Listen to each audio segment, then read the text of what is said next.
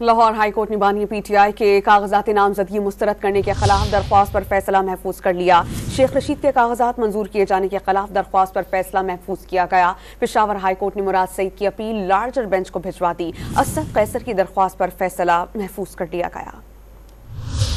Appellate tribunals के कागजात नामजदगी से मुतालिक फैसलों के खिलाफ मुल्क के मुख्तलिफ हाई कोर्ट्स में समाअत का सिलसिला जारी है। बानी पीटीआई के कागजात नामजदगी मुस्तरद करने के खिलाफ दरख्वास्त पर फैसला महफूज कर लिया गया। वकीला ने दलाइल दिए कि बानी पीटीआई की सजा और नाअहली मुअत्तल हो चुकी, वो इलेक्शन लड़ सकते हैं। जस्टिस जवाद हसन ने रिमार्क्स दिए कि अदालत नॉन स्टॉप इलेक्शन के केसेस की समाअत कर रही है। निजी मसरूफियात के बावजूद अदालत ने केसेस की समाअत की। हफ्ते और इतवार को भी छुट्टी नहीं की। लाहौर हाई कोर्ट के 3 रुकनी फुल बेंच ने बानी पीटीआई की दरख्वास्तों पर समाअत की। शेख रशीद के कागजात मंजूर किए जाने के खिलाफ दरख्वास्तों पर भी फैसला महफूज कर लिया गया। जस्टिस बाकिर नजवी ने वकील इलेक्शन कमीशन से मुकालमा किया कि आप कोई न कोई आवाज तो असम्बली में आने दें। पीटीआई के असद कैसर के कागजात मंजूर होने के खिलाफ दरख्वास्त पर फैसला महफूज कर लिया गया। अदालत ने दरख्वास्त कुनंदा से एतराजात इलेक्शन ट्रिब्यूनल में उठाने से मुतालिक इस्तिफसार किया। पेशावर हाई कोर्ट ने वाज़ेह किया कि अदालत का दायरा इख्तियार महदूद होता है, एतराजात के लिए ट्रिब्यूनल होता है। दूसरी जानिब पेशावर हाई कोर्ट में ही पीटीआई के मुराद सईद की अपील पर भी समाअत हुई। अदालत ने मुराद सईद के कागजात नामजदगी मुस्तरद होने के खिलाफ दरख्वास्त लार्जर बेंच को भिजवा दी।